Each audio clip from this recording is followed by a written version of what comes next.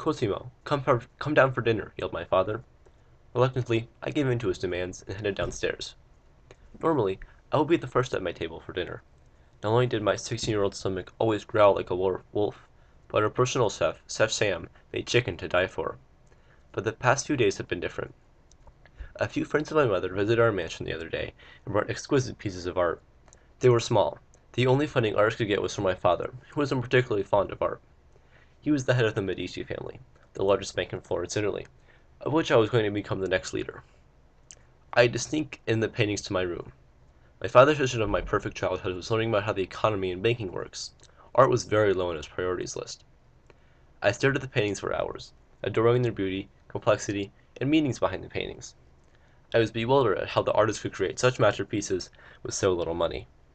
Those hours I spent looking at art changed my entire view on life. I realized that I had fallen into my father's spell. He had brainwashed me into believing that an extremely rich and powerful person was the only way to become successful in life. Art had overcome me, and it seemed like I would gain satisfaction from nothing else. But there was one problem.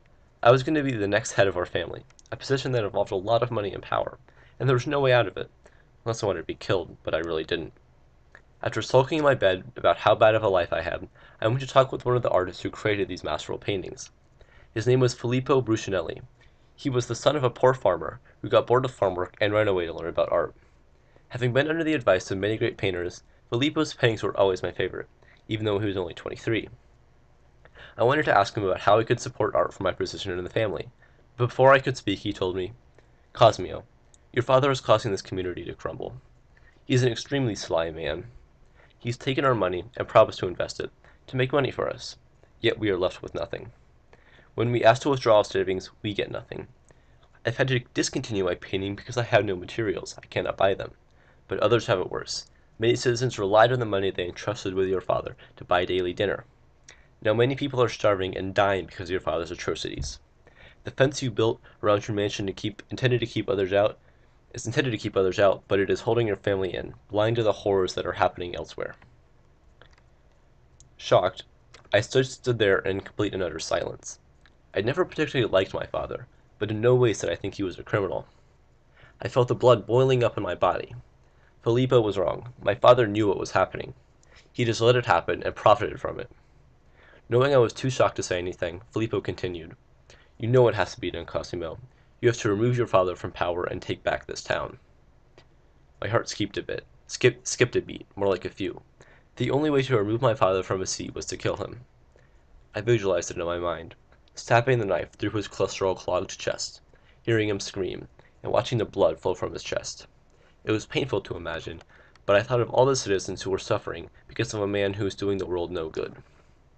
I took a glance at Filippo's face and remembered how I always wanted to support the arts. Well, now was my chance. As my father exemplified, you can do anything from the head of the Medici family. This task was not to be taken lightly. I spent the next 3 years planning the assassination and everything I would do once I took power. The day came, May 16th, 1412. I was going to kill my father. The day went exactly as planned. My father sat in his plus-king chair all day long while counting his money and eating grapes. At exactly high noon, my father's personal attendants left to go get his lunch. There was no turning back now. The window of opportunity to kill my father was only 5 minutes long. I reached for my sword and charged at my father. His soulless eyes stared at me. He attempted to jump out of the way, but years of inactivity prevented him from going anywhere. Then, just as I had visualized 3 years ago, my sword stabbed into his heart, and he fell lifeless to the ground. A crowd, mostly my family, gathered around the place where my father once sat, the place where I now stand. It was obvious in their eyes. They were relieved my father had died. I had saved the family from ruining its name and the town of Florence. Over the next few months, I quickly reversed my father's policy, making sure citizens always got their money back. I also promoted the arts, giving out loans to aspiring artists.